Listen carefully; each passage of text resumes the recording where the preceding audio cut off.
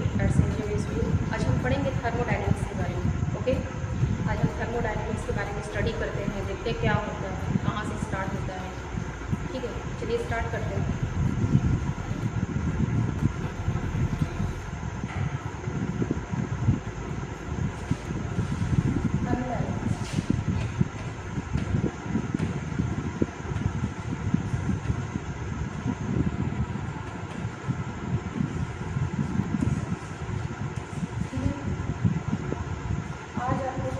Thermodynamics जो है basic से आप बताएंगे कि क्या होता है, बेसिक से हाई लेवल तक। ओके, कि इसकी शुरुआत कहाँ से होती है और ये क्या होता है, इसके बारे में हम स्टार्ट करेंगे। ठीक है, देखिए थर्मोडायनेमिक्स पढ़ रहे हैं, जैसे कहते हैं इस वर्ल्ड में क्या होता है, दो तरीके का चेंजेस होता है। ठीक है, या तो फिजिकल होता है या तो केमिकल चेंजेस होता है। ठीक है, अगर केमिस्ट्री के अकॉर्डिंग देखें, या तो फिजिकल चेंजेस हो या तो केमिकल चेंजेस हो। जैसे दो रिएक्टेंट आपस में रिएक्ट कर रहे हैं, या तो एनर्जी एब्जॉर्ब होती है या तो रिलीज होती है, या फिर जिसको एक्सोथर्मिक या एंडोथर्मिक प्रोसेस बोलते हैं। ठीक है, तो फिजिकल चेंजेस हो या केमिकल चेंजेस हो, इसके दौरान अगर क्या होता है, इंट्रैक्शंस होता है। इन दोनों के बीच में जो इंट्रैक्शंस होता है, या एनर्जी निकल रही हो या एब्जॉर्ब हो रही हो, इन दोनों के बीच में अगर एनर्जी का एब्जॉर्ब होता है या रिलीज होता है, तो हम उसके बारे में देखते हैं क्या होगा। तो हम इस चीज़ को बोलते हैं इंटरेक्शंस। ठीक है, इंटरेक्शंस, इंटरेक्शंस बिटवीन बॉडीज। हम ये देखेंगे कि इंटरेक्शंस बिटवीन बॉडीज के बीच में इंटरेक्शंस क्या है। ठीक है, बॉडीज के बीच में इंटरेक्शंस क्या है, आज हम इसके बारे में देखते हैं। चलिए देखते हैं बॉडीज के बारे में। जैसे इंटरेक्शंस की अगर मैं बात करूँ, एग्जाम्पल से समझते हैं। जैसे कोई एक बॉडी कोई दूसरे बॉडी से क्या करता है, इंटरेक्ट करता है। ठीक है, कोई एक बॉडी दूसरे बॉडी से इंटरेक्ट करता है, उसके कांटेक्ट में आता है।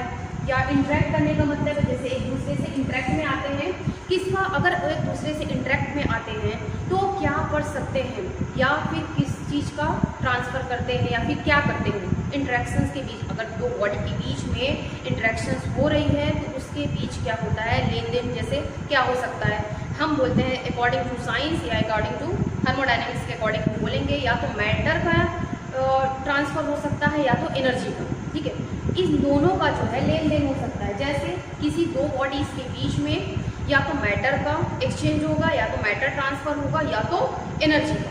ठीक है, इसे हम बोलेंगे या तो मैटर का होगा यहाँ पे, या तो एनर्जी का होगा। ठीक है, या तो मैटर का या तो एनर्जी का क्या होता है, ट्रांसफर होता है। इसका मतलब क्या है, इंटरेक्शंस बिटवीन बॉडी।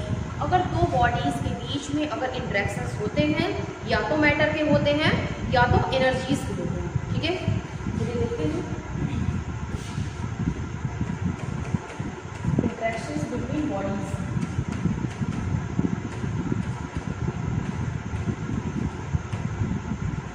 ठीक है, ये हो गया।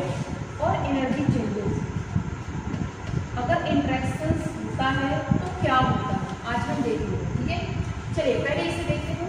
हमने बताया दो कोई बॉडी ले लेते हैं, अगर उन दोनों के बीच में क्या हो रहा है, इंटरेक्शंस हो रहा है। ठीक है, इन दोनों के बीच में अगर इंटरेक्शंस होता है तो किसके किसके बीच में हो सकता है, दो बॉडीज के बीच में। किस चीज़ का होता है, मैटर का होता है और एनर्जी का होता है। ठीक है, जैसे ये एक बॉडी ये है और एक बॉडी ये है, हम दो चीज़ का ट्रांसफर कर सकते हैं, या तो मैटर का कर सकते हैं या तो एनर्जी का। ठीक है, या तो मैटर का कर सकते हैं या तो एनर्जी का। तो अब ये देखेंगे, जैसे मैटर अगर बात करें, जैसे मैटर में कोई थिंग्स अगर ले लिए, जैसे पेन कॉपी, अगर हम एक दूसरे को किसी को दे रहे हैं, लेट्स सपोज जैसे कोई आपस में कोई फ्रेंड है। ठीक है, आप दूसरे से जब इंटरेक्ट होते हैं, ठीक है, बातचीत होती है, जैसे इमोशंस का लेन देन हो सकता है, कोई थिंग्स, कोई कॉपी पेन्स का, किसी भी चीज़ का लेन देन होता है।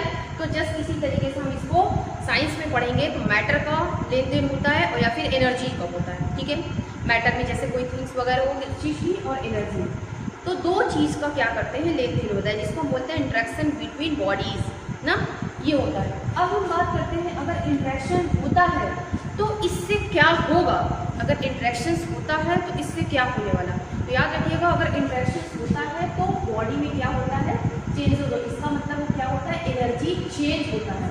अगर दो बॉडी के बीच में अगर इंटरेक्शंस होता है तो क्या होता है, एनर्जी चेंज होता है। ठीक है, जैसे दो बॉडी के बीच में अगर इंटरेक्शन हो रहा है तो उसकी वजह से क्या होता है, एनर्जी में चेंजेस आता है। ठीक है, तो याद रखिएगा अगर इंटरेक्शन बिटवीन बॉडीज और इंटरेक्शन बिटवीन बॉडीज की वजह से जो एनर्जी में चेंजेस आता है उस चीज़ को हम बोलते हैं थर्मोडायनेमिक्स।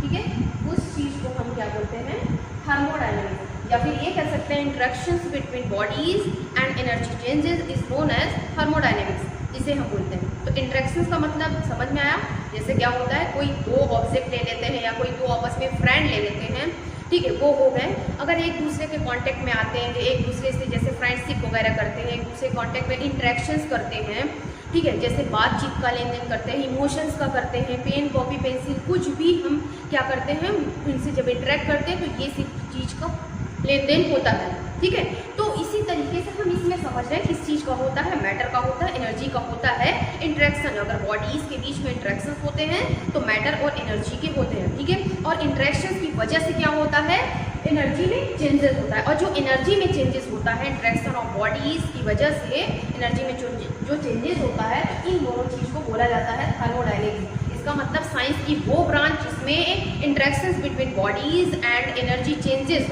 जो होते हैं उसको हम बोलते हैं थर्मोडायनेमिक्स। ओके, उसको हम क्या बोलते हैं, थर्मोडायनेमिक्स। अब हम इसके वर्ड से पता करेंगे, जैसे थर्मोडायनेमिक्स है, ठीक है, अब हम इसके वर्ड से पता करते हैं थर्मोडायनेमिक्स। जैसे थर्मो का अगर मैं बात करूँ, थर्मो का मतलब क्या होता है, थर्मो का मतलब जैसे इसका मतलब हीट से है, या तो हम कह सकते हैं एनर्जी से, ठीक है, या तो एनर्जी से या तो हीट से। और डायनेमिक्स का मतलब क्या होता है, इन मोशन। ठीक है, जैसे एनर्जी का जब लेन देन होता है, जैसे इलेक्ट्रिकल का मैकेनिकल में हो गया, मैकेनिकल का किसी और में हो गया, तो हम इसको बोलते हैं जब एनर्जी मूव करती है, मोशन में रहती है, तो हम उस चीज़ को बोलते हैं। इसका मतलब एनर्जी का क्या है, मोशन में, मूव में आता है, उसको हम बोलते हैं थर्मोडायनेमिक्स। ठीक है, तो अब हम ये देखते हैं जैसे इंटरेक्शंस, ठीक है, इंटरेक्शंस, अब हम देखेंगे interactions and energy, interactions and energy. अब हम ये देखते हैं जैसे इंटरेक्शंस, अभी हमने बताया इंटरेक्शंस क्या होता है और एनर्जी। अब हम बताते हैं इंटरेक्शंस एंड एनर्जी क्या होता है। ठीक है, जैसे लेट्स सपोज अगर हम दो ऑब्जेक्ट दे रहे हैं, जैसे एक ए मान लेते हैं और एक बी मान लेते हैं। ओके, ये हो गया। याद रखेंगे जब भी हम इंटरेक्शंस के बारे में पढ़ेंगे या इंटरेक्शन बिटवीन बॉडीज के बारे में जब बारे में स्टडी करते हैं तो हम इस पे स्टडी करते हैं, मैक्रोस्कोपिक लेवल पे स्टडी करते हैं, माइक्रोस्कोपिक पे करते हैं। ऐसा क्यों करते हैं, ऐसा इसलिए करते हैं क्योंकि ये क्या होता है, नेक्ड आई से क्या होता है, दिखता है, जैसे खुली आंखों से हम इसको देख सकते हैं। जैसे माइक्रोस्कोपिक लेवल की स्टडी हम नहीं कर सकते, ऐसा क्यों, जैसे ये बहुत छोटे लेवल पे होते हैं जिसके बारे में हम स्टडी नहीं कर सकते। जैसे ऐसा है एग्जांपल, जैसे मान लीजिए अपने जैसे ये पेन हो गया, ठीक है, अब इसके अब एक छोटे से पार्टिकल को देखें, अब उसमें हम इसके एलिमेंट्स को देखें, उसके अंदर एक एटम्स को देखें, तो इतने बारे में हमको इससे लेना देना नहीं है। तो माइक्रोस्कोपिक लेवल पे हमसे नहीं लेना देना है, क्या होगा, जैसे हाइड्रोजन के मॉलिक्यूल को ढूंढ रहे हैं, फिर एटम्स को ढूंढ रहे हैं, ऐसा कुछ नहीं है। ठीक है, तो हम इसको जब भी स्टडी करेंगे तो माइक्रोस्कोपिक लेवल पे हम क्या करते हैं, इसको स्टडी करते हैं। ठीक है, चलिए ये दो ऑब्जेक्ट है ए एंड बी हम मानते हैं, और जो भी हम जो पढ़े क्या बताए हैं इसको माइक्रोस्कोपिक लेवल पे देखते हैं। ठीक है, ये हो गया। अब हम जैसे बात कर रहे हैं इसमें सिस्टम एंड सराउंडिंग, ठीक है, सिस्टम एंड सराउंडिंग। ठीक है, सिस्टम एंड सराउंडिंग क्या होता है, कैसे हम पता करें कि कोई भी चीज़ क्या होता है, सिस्टम होता है और क्या होता है, सराउंडिंग। ठीक है, system and surrounding, system and surrounding. चलिए सिस्टम एंड सराउंडिंग के बारे में देखते हैं। जैसे इसको हमने बताया किस पे स्टडी करते हैं, मैक्रोस्कोपिक लेवल पे स्टडी करते हैं। लेट्स सपोज ये दो आपके बॉडी है, कि ये ए है और ये बी है। अब ये दो बॉडी जब आपस में इंटरेक्ट करती हैं, या तो मैटर का ट्रांसफर या तो एनर्जी का होता है। ठीक है, अब हम किसी चीज़ को सिस्टम और सराउंडिंग कैसे मान सकते हैं, तो हम बताएं कि जैसे माइक्रोस्कोपिक लेवल पे ये होता है जिसे हम देख सकते हैं, और ये क्या होता है, ये क्या होता है, माइक्रोस्कोपिक लेवल पे। ठीक है, इसको देखते हैं। और दूसरी चीज़ ये क्या होता है, रियल होता है। ठीक है, रियल बॉडी होती है जिसके बारे में हम देख रहे होते हैं, स्टडी कर रहे होते हैं। ठीक है, जैसे सिस्टम हम उसे कहते हैं जैसे किसी भी चीज़ पे कंसंट्रेट होना, जैसे फोकस करना। ठीक है, जैसे इस पर अगर एनर्जी ट्रांसफ़र हो रही है या फिर मैटर का हो रहा है तो उस पर पूरी कंसंट्रेट होना, उस चीज़ को बोलते हैं सिस्टम। जैसे अगर एग्जाम्पल की बात करें, जैसे मेरा कंसंट्रेट है पढ़ाने पे, तो हम पढ़ाने के सिवाय उस पढ़ाने पे हम कंसंट्रेट करेंगे। बाहर क्या हो रहा है, गाना बज रहा है या शादी पड़ी है, कुछ भी हो रहा है, हमसे उससे मतलब नहीं है। क्यों? क्योंकि मेरा कंसंट्रेट जो है वो सिर्फ पढ़ाई पे है। तो इसका मतलब ये जो हो जाएगा, मेरा एक तरीके का सिस्टम होगा, ठीक है, जिस पे हम कंसंट्रेट करते हैं। या फिर इसको हम बोल सकते हैं रिसर्च के अनुसार, जैसे रिसर्च हो गया या स्टडी के अनुसार हम इस चीज़ को एज्यूम कर सकते हैं, मानते हैं, ठीक है। रिसर्च करते हैं, स्टडी करते हैं, उस पर फोकस करते हैं, उस पर इंटरेस्ट अपना दिखाते हैं, तो हम उस चीज़ को बोलते हैं सिस्टम। हम इस चीज़ को बोलते सिस्टम। और बाकी अनदर, इसके बाहर जो भी चीज़ें हो रही है डजंट मैटर, उससे मतलब नहीं है क्या हो रहा है क्या नहीं हो रहा है। तो जिससे हम अपना कंसंट्रेट, जिस पे हम अपना इंटरेस्ट दिखाते हैं, उस चीज़ को हम बोलते हैं सिस्टम। और बाकी सिस्टम को छोड़ करके बाकी वर्ल्ड की जो भी चीज़ें हैं, अगर जिस पे हम कंसंट्रेट कर रहे हैं, उस चीज़ को छोड़ के, जो हमारा सिस्टम हो गया, उस चीज़ को छोड़ करके बाकी जितने भी ऑब्जेक्ट हैं, जो भी चीज़ें हैं, यूनिवर्स की व्यू, या मान लीजिए जो भी यूनिवर्स की कोई भी चीज़ें हैं, वो सारी क्या हो जाएगी, सराउंडिंग। वो सारी चीज़ें क्या हम मान लेंगे, सराउंडिंग। क्योंकि सिस्टम वो होता है जिस पे हम अपना इंटरेस्ट दिखाते हैं, जिस पे कंसंट्रेट करते हैं, वो चीज़ होता है रियल। रिसर्च के अनुसार या रिसर्च करते हैं, स्टडी करते हैं, इस पे अपना इंटरेस्ट दिखाते हैं, ये रियल होता है, तो हम उस चीज़ को हम कहते हैं सिस्टम। और बाकी ऑल यूनिवर्स, इसमें हम कह सकते हैं ऑल यूनिवर्स, ऑल यूनिवर्स में, लेकिन हम यहाँ पे लिखेंगे एक्सेप्ट सिस्टम। सिस्टम को छोड़ करके यूनिवर्स की जो भी चीज़ें हैं वो क्या कहलाएगी, सराउंडिंग। तो सिस्टम हम उसके बोलते हैं जिसे हम अपना इंटरेस्ट दिखाते हैं, और बाकी सारी चीज़ें क्या हो जाएंगी, सराउंडिंग। तो इस चीज़ को हम बोलते हैं सराउंडिंग। हो गया, ये रहे सिस्टम एंड सराउंडिंग, ठीक है। अब हम देखते हैं एनर्जी के बारे में। जैसे एनर्जी, देखिए एनर्जी के बारे में हम एक्चुअली स्टडी करेंगे। देखिए एनर्जी क्या होता है। एनर्जी देखिए, अगर बात करें तो कहते हैं कि कैपेसिटी टू डू वर्क, जैसे कहते हैं कि जो भी काम वगैरह करते हैं, अपना कैपेबल दिखाते हैं, जितने आपके अंदर जो कैपेसिटी है, जो वर्क करने की जो कैपेसिटी रहती है, उसको हम बोलते हैं एनर्जी, ठीक है। एक्चुअली ये तो सही है, जैसे इसको बोलते हैं कैपेसिटी टू डू वर्क, ठीक है, ये बोला जाता है कैपेसिटी टू डू वर्क, ठीक है। कैपेसिटी टू डू वर्क हम ये बोलते हैं, ठीक है। इसका मतलब ये है कि हम अगर कोई भी वर्क को कर रहे हैं, तो वर्क को करने के लिए मेरे पास एनर्जी होनी चाहिए, ठीक है। अगर एनर्जी रहेगी तो हम किसी भी काम को नहीं कर सकते, ओके। ये इनफैक्ट है, ये फैक्ट है। अब हम ये देखेंगे, जैसे किसी भी हम काम करते हैं तो उतना मुझे एनर्जी चाहिए रहती है। अगर एनर्जी है, अगर लेट्स सपोज अगर किसी के पास एनर्जी है, अगर वो वर्क नहीं कर रहा है, तो कैसे पता चलेगा उसके पास एनर्जी है कि नहीं? नहीं पता चलेगा, क्योंकि अगर वो उसके पास एनर्जी है तो वो कुछ काम करेगा, कुछ ना कुछ तो करेगा, तभी उसको हम आइडेंटिफाई कर सकते हैं कि हाँ ये वर्क कर रहा है, ये काम कर रहा है, तब हम ये कहेंगे ये एनर्जेटिक है, हाँ ये बंदा एनर्जेटिक है, ये काम कर रहा है। अगर उसके पास एनर्जी है नहीं तो हम उसको आइडेंटिफाई कर ही नहीं सकते, क्योंकि अगर किसी के पास अगर एनर्जी है तो उसका एक्चुअल दिखेगा, या फिजिकली या तो मेंटली हम देख सकते हैं। जैसे फिजिकली में अगर बात करूं, अगर उसके पास है, जैसे मेंटली अगर मैं बात नहीं करती, अगर मैं बात करती हूँ फिजिकली के हिसाब से, फिजिकल के हिसाब से, तो देखूंगी जैसे उसके पास एनर्जी है, हाँ वो बंदा कितना वर्क कर रहा है, कितना दौड़ रहा है, कितना रनिंग किया है, उसके पास एनर्जी है इतना, इस तरीके से।